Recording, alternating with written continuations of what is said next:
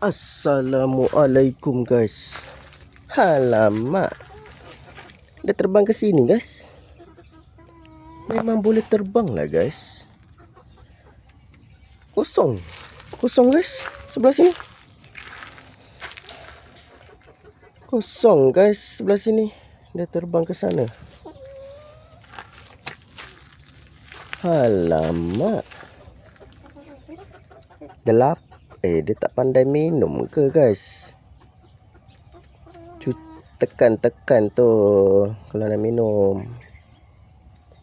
Rasanya dia tak pandai minum ni guys. Alamak. Halo guys. Aduhai. Selamat pagi guys. Ini sekarang pukul 8.30 guys. Tengok ni guys. Ayam. Semalam kita, hari tu dia memang duduk kat situ sebelah sana kan, ayam BPR ni. Lepas tu dia terbang pergi ke sini. So saya ingat dia tak sukalah reban tu kan. Kita letaklah ayam RIR tu pergi ke sana. Sekarang hari ni dia pergi sana pula.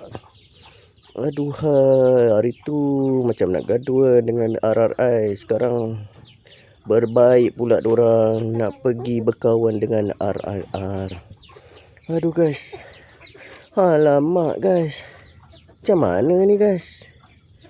Apa kita boleh buat sekarang guys? Kena tutup lah kot kan guys. Dia punya jari ni sampai atas. Alamak guys. Aduh hai. Banyak tahi dia ni guys. Tahi dia besar-besar guys.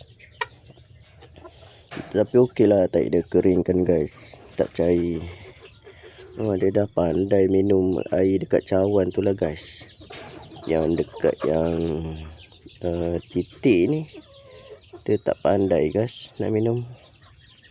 So untuk yang titik ni kita kena latih dia dari anak ayam lah. Kalau dah besar ni susah nak latih sikit kan. Okey guys, alamak guys, dah 5 ekor dalam ni guys. Okey guys.